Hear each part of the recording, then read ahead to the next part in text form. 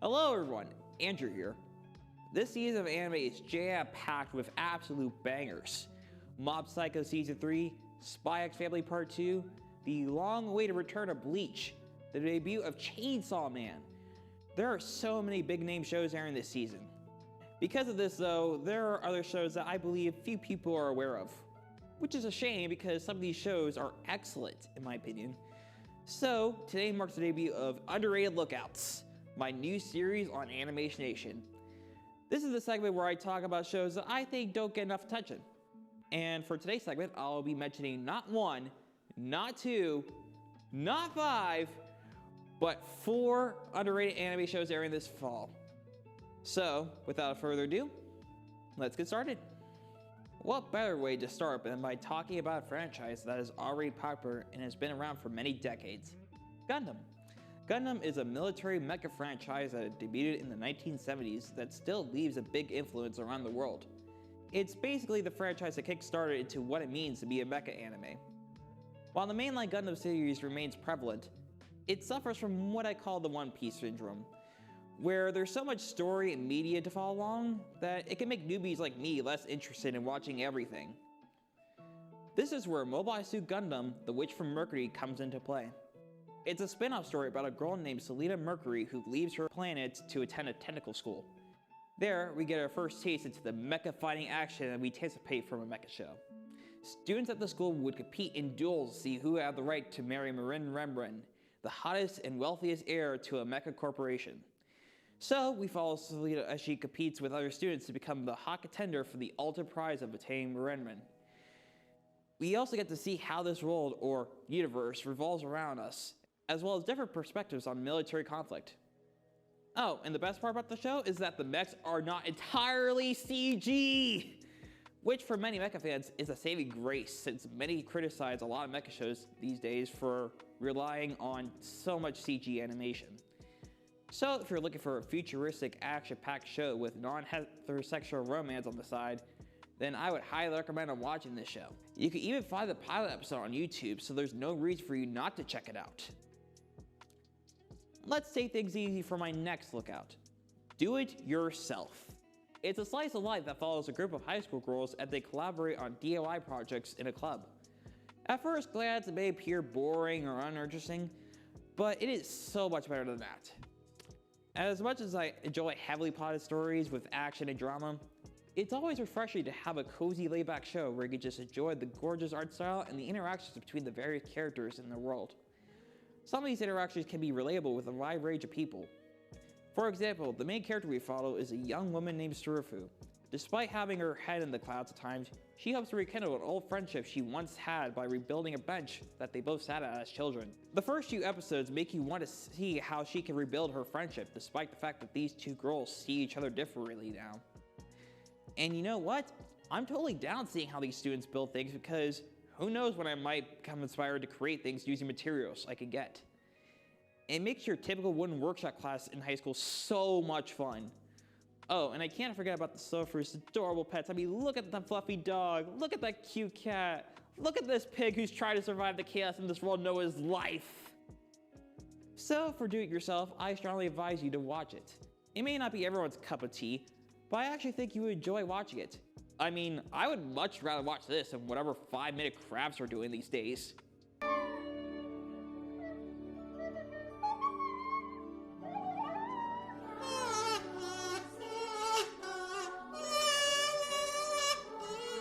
Alright, let's see what's next here.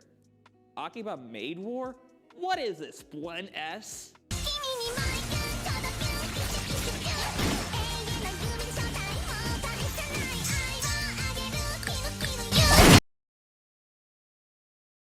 So Akiba Maid War is literally the name of the title.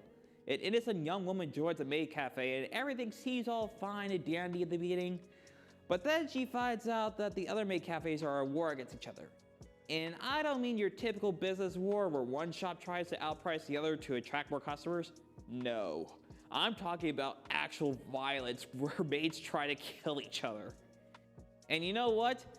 This is all needs to be said for this show because this plot alone is so wacky and insane that I would immediately want to watch it. And no, I'm not saying this just so I can prevent showing too much gore or violence in this segment. I don't know why I would do such a thing like that. So if you're looking for an action comedy series to watch this season, then I would highly recommend watching out for Active Maybor. Now for my final lookout. I'd like to talk about a show that I know I'll be watching all season. Bocce the Rock. Bocce the Rock is a show that follows high school student Hitori Goto, also known as Bocce, as she joins a band in hopes of resolving her biggest problem in life, social anxiety. You may think it's another K-On!, but I think this series is unique in its own right. As previously stated, you follow Bocce's struggles with social anxiety. You can see from the beginning that she wants to learn to play the guitar in order to draw attention to other students and become more social. But as you might guess, that plan doesn't pan out. Later, when she's dragged to perform the band's first performance, she literally plays her guitar inside a cardboard box because she's terrified of being seen. See Bocce gain the confidence to be more social makes you want to cheer for her. And it's fascinating to watch the chemistry between the band members that develop over time as they try to grow the band itself. The animation is very solid from the moments whenever the band performs together to the funny meme bits that make the show over the top. While there aren't many songs to jam off of for the first few episodes, the few songs that get played as well as the opening and ending themes are massive bangers. So I look forward to hearing more songs in the show later on. So if you're looking for a funny music show with female characters that you know you would absolutely fall in love with, then I definitely recommend watching this show. You'll not regret it. Anyways, that's all I have for you today.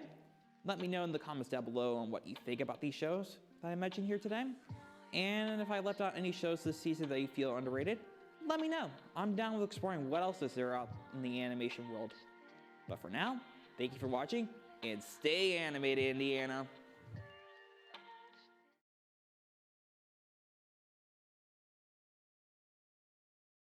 Okay, there's confidence I need. Let me hear your war cry. Let's do this! Yeah! Good afternoon, Animation Nation. It's me, Carson. As we all know, some of the most memorable cartoons in animated media are superhero ones. You have Batman the Animated Series, X-Men the Animated Series, Justice League Unlimited, Avengers, Earth's Mightiest Heroes, and so much more. However, there were quite a few superhero cartoons that could have been great, but we will never know because they were canceled.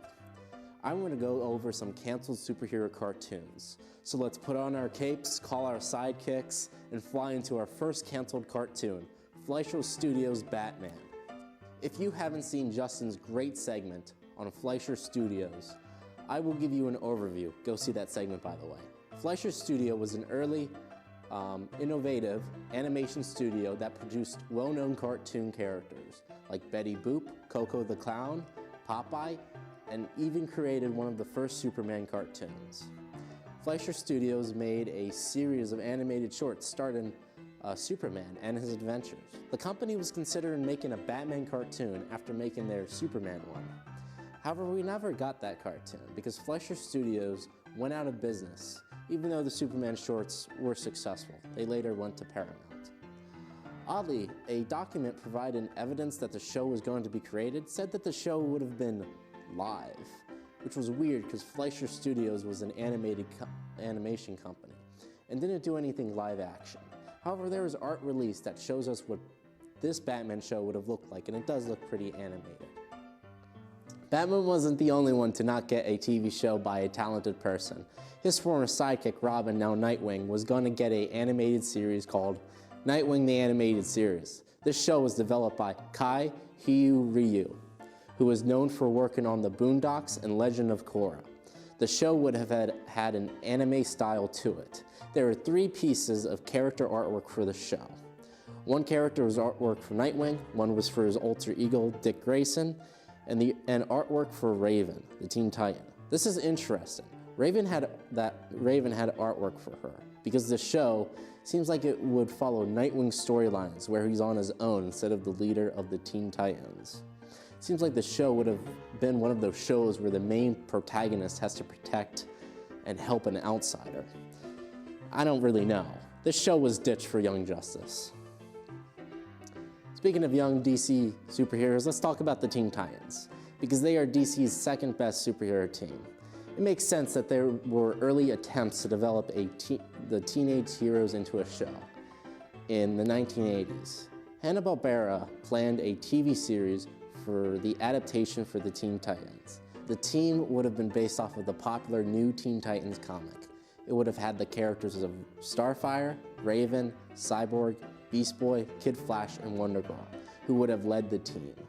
Robin was not part of the team because he was already part of the TV show Super Friends. Despite the cancellation, we do have art of the characters, and Hanna-Barbera later made a partially lost anti-drug animated public service announcement starring the Teen Titans. It didn't have Robin because of cookie companies, so they made a new character called the Protector.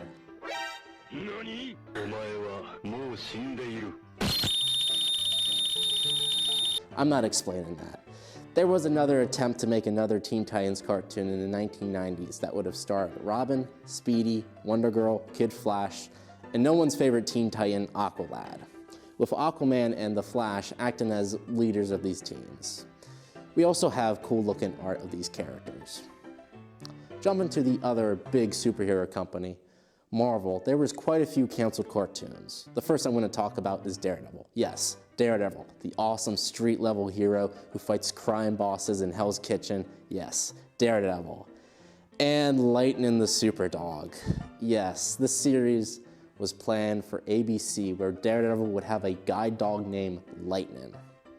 If you don't know, Daredevil is blind, but his other senses are super advanced and he has radar sense, whatever that means. So he doesn't really need a guide dog.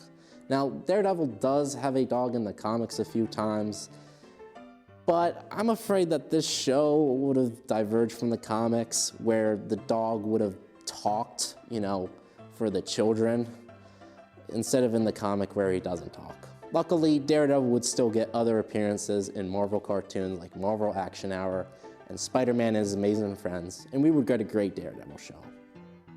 This Daredevil show was going to air in the 80s, and there were other Marvel heroes that were going to get probably pretty bad cartoons, like Iron Man, Ant-Man and the Wasp, Thor, and Solar Man. Can't wait for that MCU character. In the 90s, other Marvel superheroes were planned to have TV shows after the success of X-Men the Animated Series and the release of other Marvel cartoon shows like The Fantastic Four, Hulk, and Spider-Man. One of them was Captain America, with Red Skull as the main antagonist. But before those shows aired, the X-Men were going to get a show earlier. In the 1989, Marvel released a pilot called X-Men Pride of the X-Men. This was a 22-minute pilot that was trying to launch a TV series. It was developed by Toei Animations, and it stars the X-Men Professor X, Cyclops, Wolverine, Storm, Nightcrawler, Colossus, Kitty Pryde, and no one's favorite X-Men, the Dazzler. This series never came to be because Marvel was struggling with financial problems, so they couldn't really afford a show. We don't know what the series would have looked like, but the pilot is online for you to watch, so you can go check that out if you want.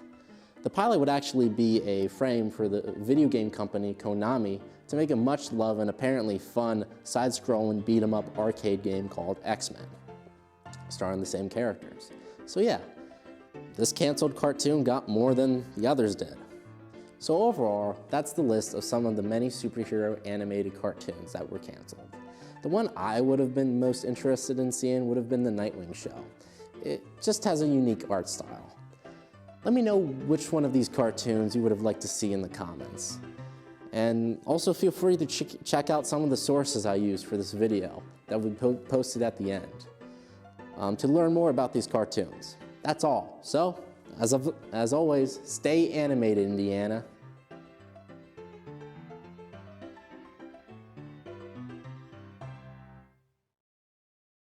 All right, guys, clap, clap, clap.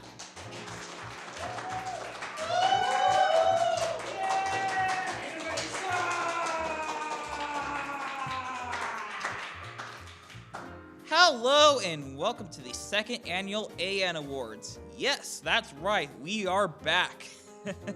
Somehow back. And this year was a great year for animation. We've seen so many great things come out, which is why we're bringing this award show back.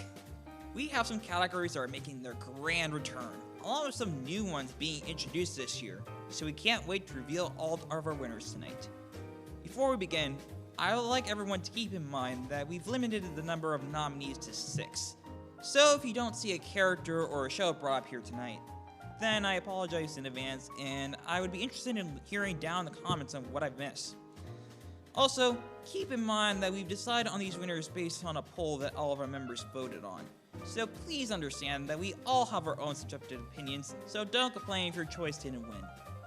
Okay, with that out of the way, let's get started by giving out our awards here. What better way to start things off than by going over the nominees for Best Opening? The nominees are Chainsaw Man, Demon Slayer Season 2, Mob Psycho Season 3, My Hero Academia Season 6, Spy X Family Part 1, and your boy Kong Ming. And the winner is...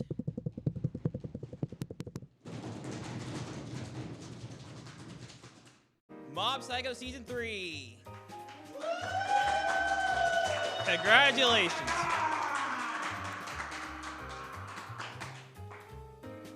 We have a ton of amazing protagonists this year. So much so that we decided to split this year's awards into 2 different categories. So, with that, the nominees for Best Male Protagonists are Yoichi from Blue Lock, Denji from Chainsaw Man, David from Cyberpunk Edge Runners, Barney from Dead End Paranormal Park, Cuphead and Mugman from The Cuphead Show, and Lloyd from Spy X Family. And the winner is...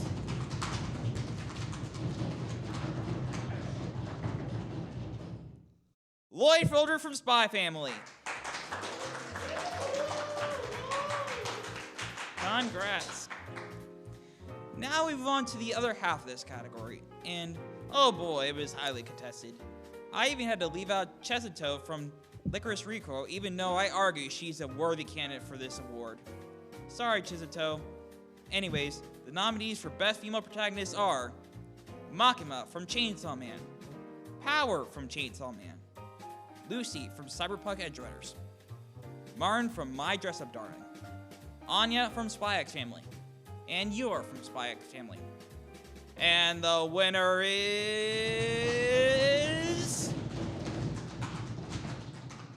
Anya from Spy X Family. Yes. Congrats, Anya. Oh. I'm taking over now. Anyways, that's enough of the protagonists tonight. Let's go over the opposite end. The characters that do their very best to sabotage a protagonist's hopes and dreams. Kinda reminds me of someone.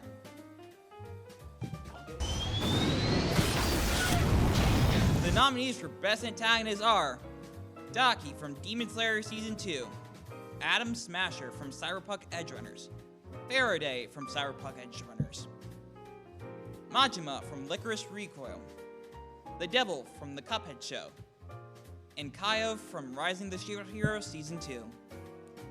And the winner is...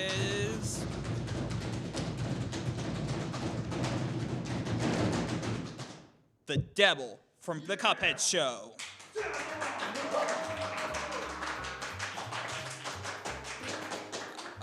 Alright, I believe we're gonna go on commercial break, so we'll see you back.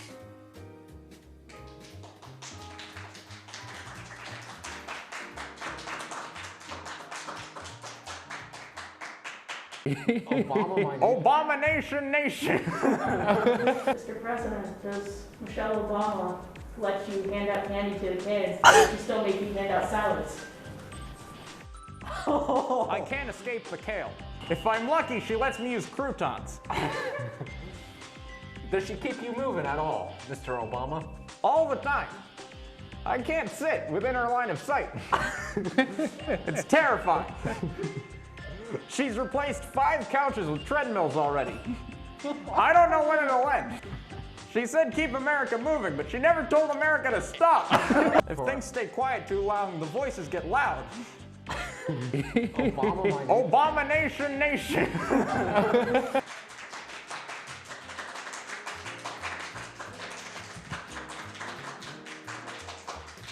Welcome back. Welcome back. Having a good story is one thing, but another important aspect of cartoons and anime is the animation itself. I know there's the good old saying of don't judge a book by its cover, but for cartoons and anime, yeah, you also need to have good animation in order to stand out. I'm sorry, but that's how reality goes.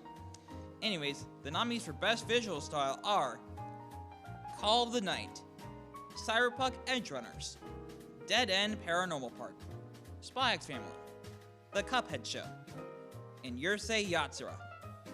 And the winner is...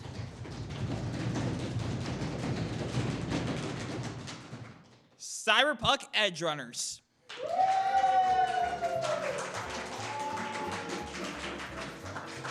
Very good animation for that show. Let's take a break from shows from the minute here and talk about movies. Movies have been able to tell amazing stories within 90 minutes to 2 hours of runtime. Makes me wonder how many One Piece movies would there be if all the episodes were combined into multiple 2-hour movies. Speaking of which, I'd like to give a quick shout out to One Piece movie Red and Strange Worlds. As of the day we are recording this, these two films came out this month, so it doesn't make sense for us to have these films nominated if none of us here have seen them. So with that, the nominees for Best Animated Movie are Dragon Ball Super Superhero, Jujutsu Kaisen 0 the movie, Minions The Rise of Gru, Rise of the TMNT movie, The Bad Guys, and Turning Red. And the winner is...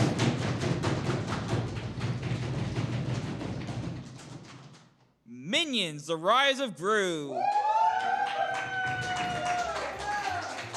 Yeah. Out there stealing an award. Man. We're now down to our last two awards. This next award is for all the shows that came out with another season this year. The following shows showed that not only can they come back and just be as good as the previous seasons, but they can even one-up their game and be even better. The nominees for continuing show are Attack on Titan, the final season, part 2, Bleach, 1,000-Year Blood War, Demon Slayer Season 2, Kaguya-sama Love is War Season 3, Mob Psycho Season 3, and My Hero Academia Season 6. And the winner is...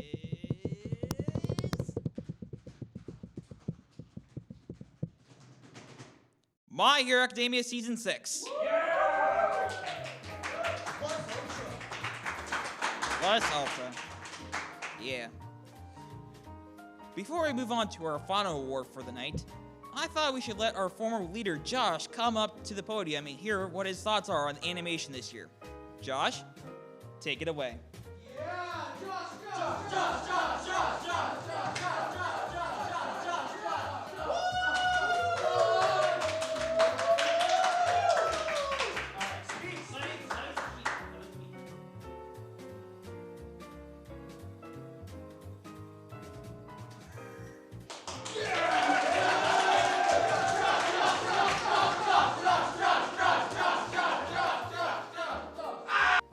Thank you, Josh. All right, no more delays. Let's move on to our final AN award for the night. The award that everyone wants to know the winner of.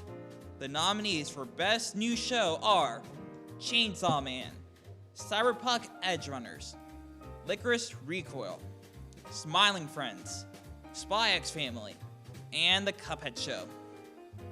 And the winner for the Best New Show of 2022 is...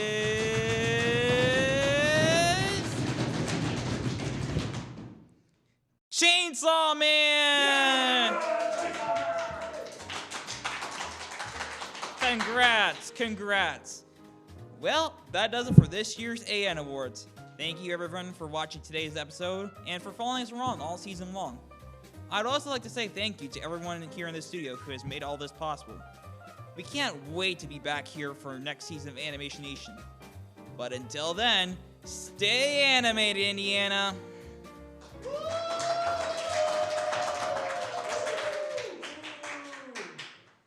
just want to say real quick, which one of you voted for Minions Rise of Gru? I'm going to You're all done. I'm going to kick you all out of this show. Even if it's the last thing I do. I'm going to